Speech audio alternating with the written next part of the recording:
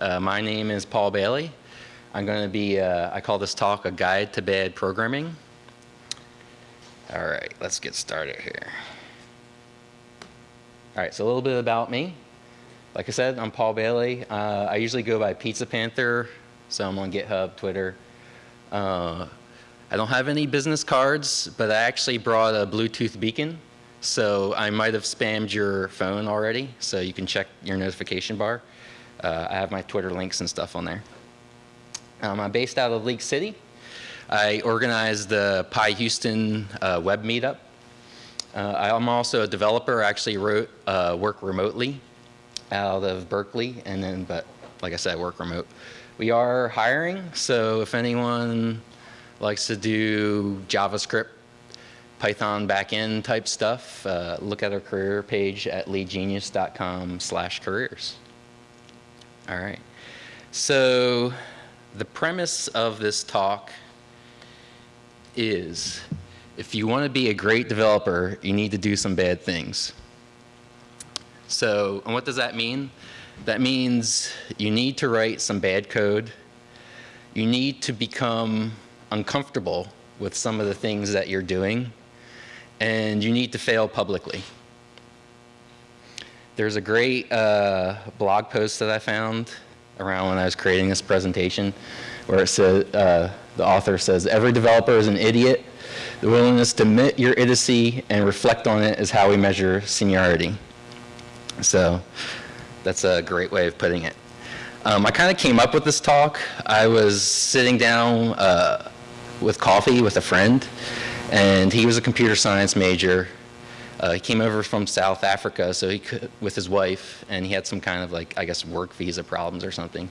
He couldn't get a job initially, and so he started his own business. He's been running this business. It's been pretty successful, but he wants to use his skills now as a developer. And he was kind of having a hard time getting back into it and learning a lot of the newer things. And you know, after we were talking, he was like asking me some questions, like, you know, a lot of it, like, it doesn't even matter. You can be like really bad and just figure it out as you go along. And so that same day, they had the call for talks. And I really didn't think this was like the greatest topic, but I submitted it and they accepted it. So here we go. So, you know, this talk may be a total failure. Just a warning, and if it is, just consider this a guide to giving a bad presentation. So, and also, you can really be bad if you have a backup plan. So we have Alex. He's giving a talk on good enough is good enough tomorrow. So if you don't believe me, maybe the next level is instead of just being bad, you can be good enough. So maybe he's got a lot more experience than I do. Also, my Bluetooth beacon, I actually didn't lock it down properly, so if you can hack that and change the URL, people won't be able to find my talk and stuff, so, you know, good. You know, I always like to give a little hacking challenge, so. All right, so once again, that's the premise of the talk. We need to, if you want to be great, you need to do some bad things. So you may be asking yourself, okay, well, why should I be bad? And it's not, you know, just so that you can, act cool and have lots of women and sell some drugs and stuff and be like our hero here, all right? But that's actually not the right question, because here's the secret. There's a good chance you're already doing it. Great example, so I added this slide actually this morning after Raymond's talk. So think about it, right? Raymond's talking about core developers. I copied this off the site, and it's saying how like core developers have to have like consistently good patches, and you know, so these guys have to be really good, right? But yet we're like hearing all these stories of like how the patches aren't that great. So maybe these guys are a little bit bad still, right? I mean, these, like for me, like these are the ultimate developers, the guys who write Python, the stuff I use every day. So there's a good chance you're already bad. Okay, so, but you're saying, like, I'm too good, like, I'm not even a core developer, I'm just even better than them, so maybe you still think you're winning here. Well, maybe that doesn't matter either. because especially in our industry, in development, stuff changes really fast. So technology changes. Who here is writing Python 1 code still? 5 years from now, who's going to be writing Python 2 code? Maybe some of us. 10 years from now. So technology changes really fast. At your work, projects change. If you're at a startup, stuff can pivot, and all of a sudden, you're writing a social app, and next day you're writing a business app. So a lot of the code that you just wrote doesn't matter. People change. Maybe you are a senior developer, you go into management, and a lot of times we have this idea, well, I hate managers, but if it was like someone who's technical, that would be awesome, right? Well, chances are if you're a senior developer and then you go into management, you're probably going to be a little bad at first. So maybe your code is good today, but is it going to be good tomorrow? So Buckminster Fuller came up with this idea of knowledge is doubling. And so he theorized that up until like around 1900, every 100 years, knowledge was doubling. And then, I don't know, around like 1920, 1930, it started compressing in the 1900s. And now some are actually saying today, this is like really hard to measure. So, it's not like we have hard numbers on that, but some are saying today, with the advent of the internet, now our friend Buckminster here, he actually died in the 80s before the internet became popular. So some are saying now that knowledge is doubling every year, and maybe within like 20 years, knowledge will actually be doubling every 12 hours. So there's a good chance that what you wrote today will become very bad soon. So the real question is not whether you're like good or bad that you should be asking yourself, is why should you identify as being a bad developer? So there's a couple things. The first one is what's called a cognitive bias. So it's our mind sometimes just falls into like certain routines, how we are as humans. And so it's called the sunk cost fallacy. Maybe you know this as the IKEA effect.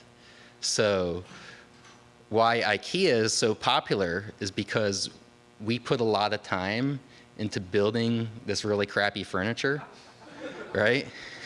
But because we put so much time into it, we love it. We don't want to get rid of it.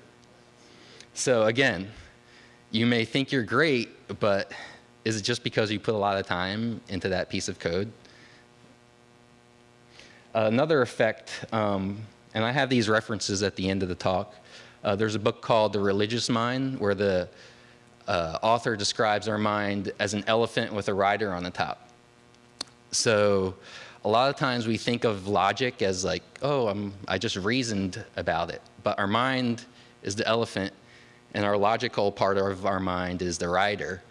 And so a lot of times our logic is just following where the elephant is going. So if you identify as a bad developer, right, it's easier to accept feedback. You're not going to think that your system is like this bulletproof thing that's never going to change and always going to be optimal. So the last thing, I'm going to talk about this a little bit more, is it actually improves your learning. And we're going to talk about what's called the Dreyfus model of skill acquisition. There's a great link by Dave Thomas. It's a talk he gave, and it's more about managing developers. It's called herding racehorses and racing sheep. And he talks more in depth about this model. I can't really go like into it a lot, so there's also the Wikipedia link, because that could be like a whole seminar on this. But basically, this guy Dreyfus and his colleagues came up with a model of how we learn things. He came up with it by looking at nurses and doctors, but it applies to a lot of other professions, anything where you want to acquire that skill. It's not a perfect model, but it gives us a good picture of how things might work, and it gives us something to talk about. And what he found, here you can see in the pyramid, is that there's different levels of your learning. So we have the novice here, and the novice actually needs a lot of rules in order to start learning. If you give a novice too many options, they're just going to kind of shut down and not be able to do anything. Whereas we go up more into the expert level, you know, the expert is kind of our wizard of programming, right? I mean, we probably all know a few. And they kind of just have an intuitive grasp, because they've been doing things so long, of the skill or the talent that they've acquired. And a lot of times, they can break the rules and not even know it, that they're breaking the rules. All right, so like I said, I can't really talk about this forever, but I wanted to just give some key takeaways from the model. So the first one, like I said, at the beginning, maybe think of these rules as our best practices in programming. So these best practices aren't necessarily things that are set in stone. These are the beginnings of how we teach people, and they're good to start with, but if you want to move up that ladder of learning, you actually have to break some of these rules. And actually what can happen, let me go back here, is if you kind of stick to these rules or these best practices too much, you can get stuck at the lower layers here. And so it's a pyramid for a reason, because at the top we don't have many experts. Most people actually fall into the first two levels. And a lot of people get stuck at that advanced beginner stage, and they never go past that stage. Maybe they follow the rules too much, or the best practices too much, or maybe they've learned the wrong things. And so as you look at this room of engineers, this is where most of us are at. And also think about this too. Next time you go to the doctor, this came from the medical field. Where's your doctor at on this? So, think about that. Maybe you do need a second opinion. And again, like I said, experts often break the rules and they don't know why, and because it's very intuitive for them. And also, it's hard for them to kind of rationalize. I think they can get to it, but a lot of times it just comes so quickly they're not even thinking about it. So on your teams too, if you start questioning your experts too much, they're gonna eventually start getting mad, because they're like, well, don't you just understand it? Raymond gave a good example in his keynote, like the core developers aren't normal people. They need to know the normal use cases. So they've risen to the top and are our wizards. So sometimes we need to give them more context. Some other takeaways. Being an expert is highly dependent on your environment. So the language you use, your work environment. Maybe you're an expert in Python and you go to JavaScript, you're no longer an expert. So this is the hard part. So for the experts, right, you can actually be an expert and a novice at the same time. And that's what kind of hurts us mentally. And that's why I say you need to be bad, because in order to keep up with technology and this doubling of knowledge, you're going to have to learn to be an expert and a novice at the same time. So, and that gives us again, a cognitive bias where we don't like that.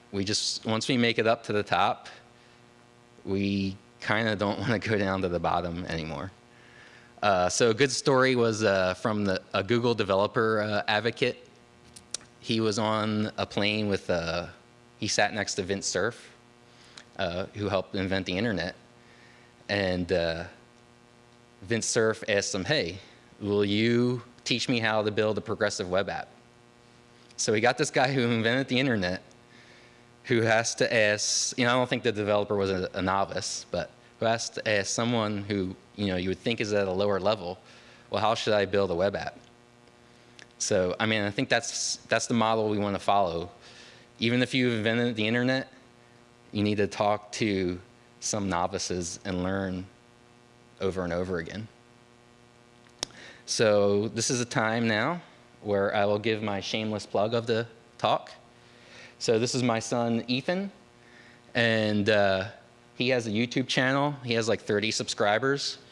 So if you want to click on that link, his channel is called Ethernet. And if you want to subscribe to his channel, it's really bad. I'll admit that. But whenever he gets like 1 subscriber, he's really excited. But I put this here for a reason. The same thing happened to me. So as I'm writing this this presentation, I was having a conversation with a friend, and he's starting a YouTube channel, and he's asking me all these questions, and I was like, I really don't know the answer. I've been doing web development for a long time. My son, though, he started a YouTube channel a year ago when he was 8. So maybe we should just go ask him. So once again, you would think like, well, I'm a Python web developer. I need his expertise to learn about YouTube. All right. So now here's where I'm going to change the talk a little bit.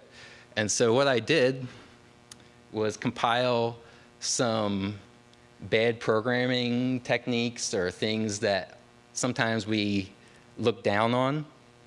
And let me start there's a link up here. So at the end, I'm going to try to get some questions or comments. So also, if you have like really bad stuff that you like to do, you can go there, or we can pass the mic around or whatever.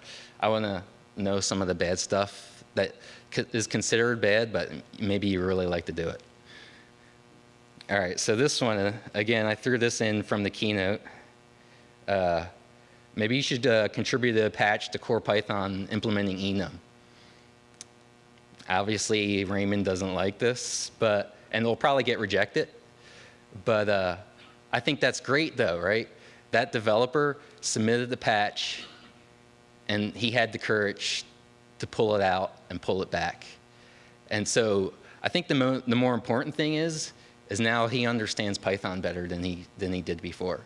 So he failed early publicly and had the courage to pull it out and learn from that. And he's going to be awesome probably afterwards. All right. So this one's from the Linux kernel. Happened, I don't know if I have the date on there, but it happened maybe like 5 years ago. So someone emailed the Linux kernel on their mailing list. And so back in the 60s, we have the article that says goto statements considered harmful. And so Rob Wilkins over here emailed the list, and he says, hey, I see all these goto statements in the Linux kernel. Like, I thought these were evil, and like no one should use them. And Linus comes back and says, no, you're actually been brainwashed, and they can be used in the right way. And so you can really see the Dreyfus model in action. They're actually kind of both right. Because as the beginner, yes, following the rules, he probably shouldn't be using a goto statement. And he should just follow the best practices. Because he's not going to know how to apply the goto statement properly.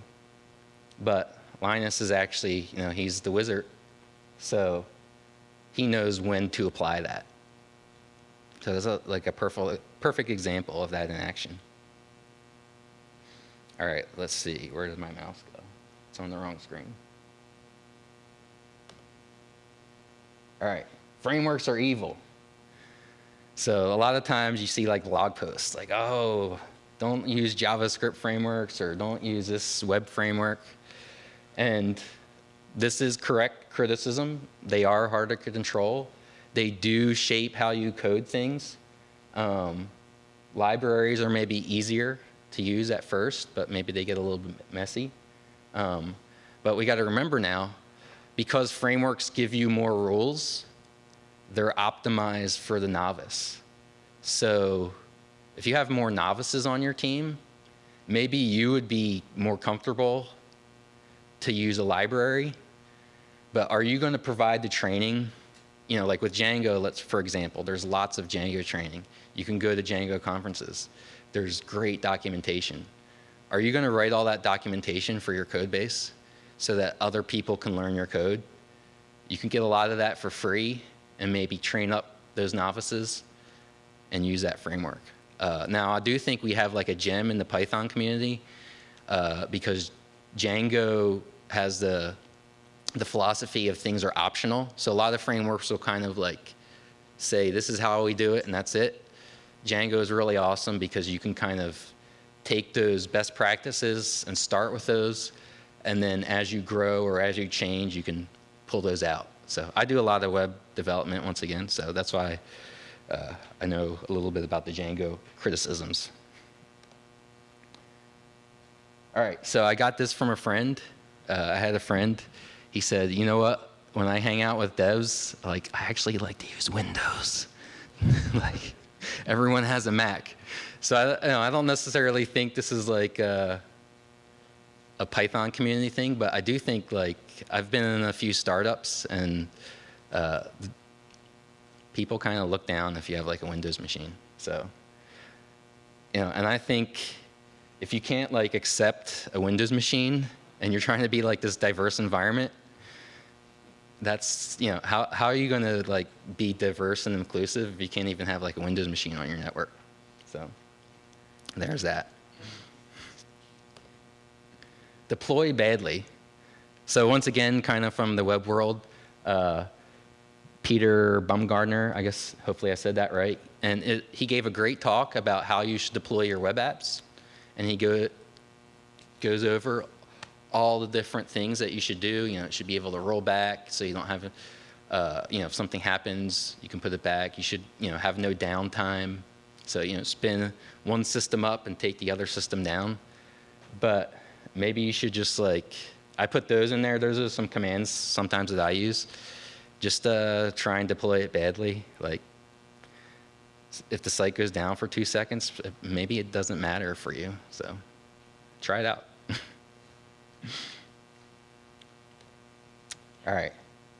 Oh, so a lot of times you hear, okay, this language sucks, or this framework sucks, or this library sucks. It's not mature. It doesn't do everything I really need to do it to do. And, you know, some of these can be true.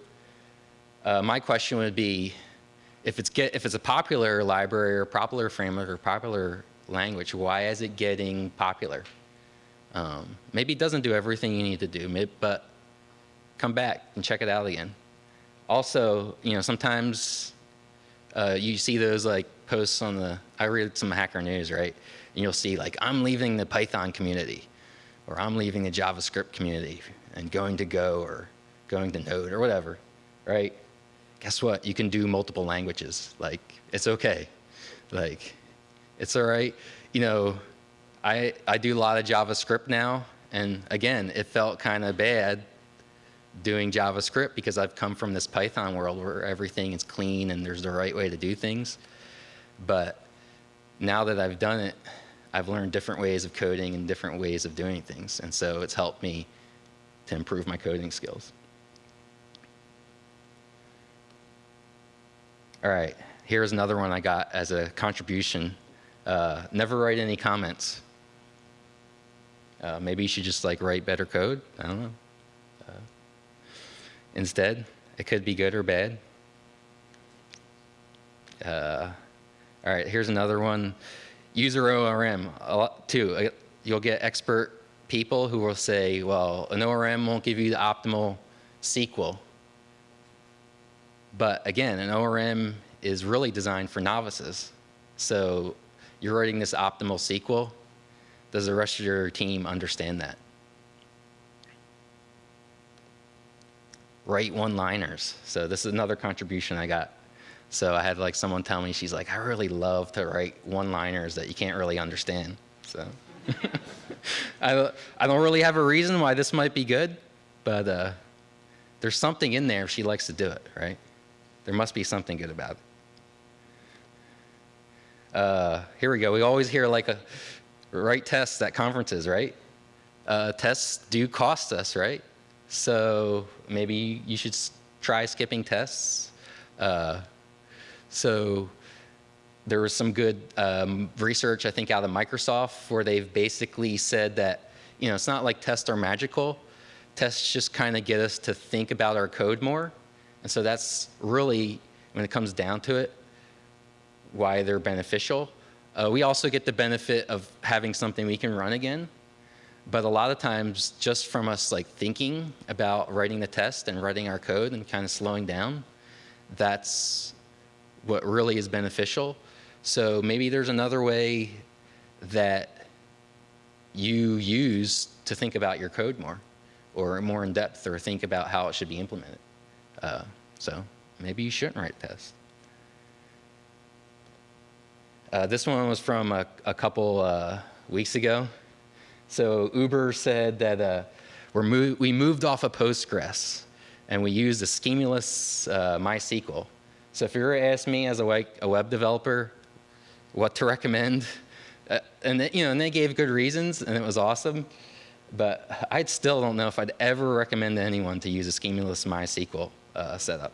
So, but they recommended it, and it worked for them.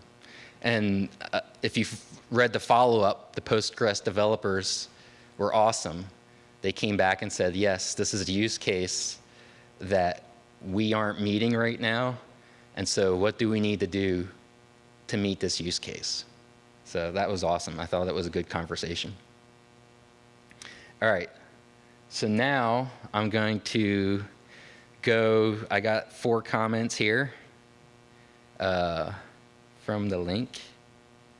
So let's present this. All right, so let's see what we got here. When I write experimental code, I love to use single variable names, maybe 2 characters. The exact meaning of the word changes a lot, and long variables get in the way, as long names are clear and load variables 1 character. So actually, okay, I'm gonna admit this. I actually kind of like to write like short names even in production code. Comment on this. I can't comment, but I put a question. Yeah, but like sometimes like we get these like really high level extractions, and so like sure, like I like to like explain what the thing is in the variable, but it's like, well, it's really just like a widget. So like maybe short name's okay. That's a good one. I actually like to do that. All right, here we go. We got one from Alex. Goto's structured programming, have you read? Okay, there's a link. Maybe I'll tweet that link out. Rather than the limiters might be more feasible for expressing load structure than the same source language, 1974. So yeah. I'm not much of a C person, so I don't know. Of a C person. I've learned a little bit of C, or I'm guessing that's what the Linux kernel is written in C, right? Yeah. Yeah, it's really important using it in very structured. Yeah. C can have a problem of where do you read the function, especially functions that are deep, low-level system functions like that. It's basically like an exception. So if you use this go-to to actually jump to the top and read from a single place Yeah. properly, it's kind of Yeah, it's much more elegant, right? Yeah. All right, here we go. Short variable names again. That's preferred Go style and not just for experimental code. Cool. Now, the only problem with this question system is I tried to use it last time when I practiced this talk, and it didn't let me save any of these. So I'm going to try and save these afterwards and maybe like tweet them out or something. All right. Tests don't replace thinking about code. Again, once again, these are bad practices. Don't just go do them because I said go do them. But maybe you should try something out. Written tests become immediate sunk costs if the requirements are sliding around. Yes. Do what needs to be done and learn what you need to do. Yeah. So once again, I mean, I've had like several projects that just get thrown out, right? And so tests, it doesn't matter. I had someone comment where that came from was he had a client. The client didn't want to spend money on tests. So he didn't, that's extra effort. So, if you're not getting paid, that's probably a good reason not to do it, right?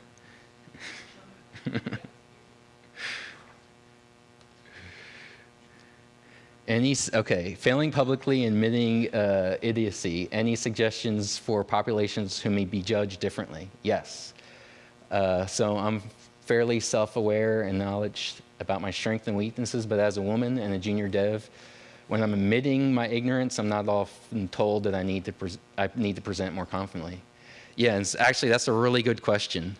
And there was like a recent post somewhere about Google's hiring practices where they asked you how good a developer are you on a scale of 1 to 5.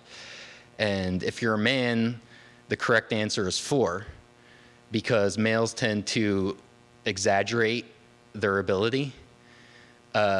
But if you're a woman, the correct answer is 5, because they tend to exaggerate or not exaggerate their ability and maybe even downplay it. So if a woman says that they're a 5, they know she's going to be really good, which is kind of just stupid, right? This is just from their data.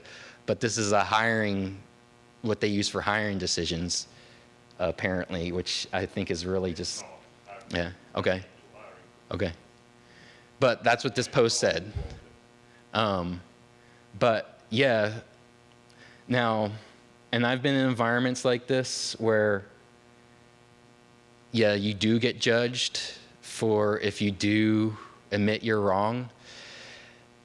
The only thing is, I still think it's valuable, because what happens is your team or that person who's judging you ends up staying at that level. And sure, you'll have some mistakes, you'll have some bad times, but eventually your learning is going to increase a lot faster than the rest of the team or the person that's judging you. That's what I've seen. But again, like I've been doing development a little bit long, so like I don't really care as much anymore. But as a junior dev, yeah, that's a hard thing. And like I said, you'll accelerate your learning still. And so eventually, I think people will appreciate your skills as they grow.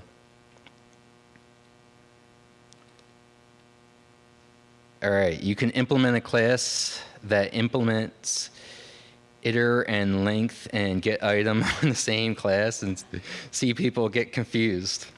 That's an awesome bad practice. I like that.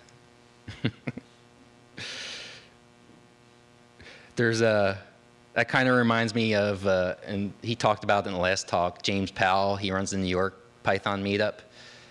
His blog is don't use this code.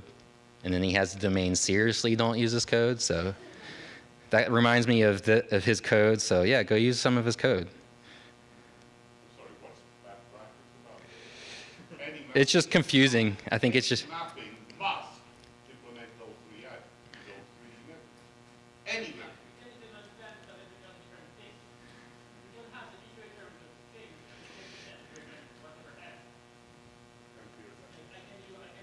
well,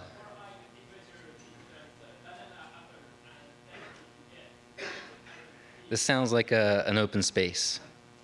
So. Implement those three to the mapping. That means that writing the mapping is bad practice? Why? Of course they're going to be consistent. That's good. Okay, yeah, let's do an example after. But this is great. I was expecting some tension to come out. All right, the Toyota second paradox, slow down to hurry up. ESP in mission critical and safety critical domains. This is very important. Slowing down the stabilize requirements and design. Okay, I guess I never heard of the second paradox. So if someone wants to explain this. We have the mic. The mic. The first paradox is what is behind the combat system that is behind just behind. Okay. And the second paradox, this is the beginning of the second paradox, which is the slow down paradox. So especially Okay. something that we often, when I find it is my own company that slow down to turn it up. That no, we have to take it out. Yeah. You know, fail early to the past. Okay. So this is kind of like for them a bad practice. Okay.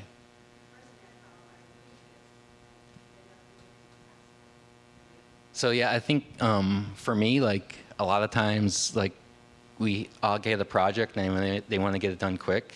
But if I have like some junior developers, like I feel like if I take some time and like do some training, we can go a lot faster, right? Just take a little bit of time. We all get on the same page. So maybe that's kind of what you're saying too, like stuff like that. Cool. All right. Any other questions, or they don't have to be bad comments either, or bad practices. Let's see. So resolve to be bad. And like I said, here's some references I'll tweet out, or I guess we'll have the link to the talk somewhere. And this is some of the books that I talk about. And another good one is Be Bad First.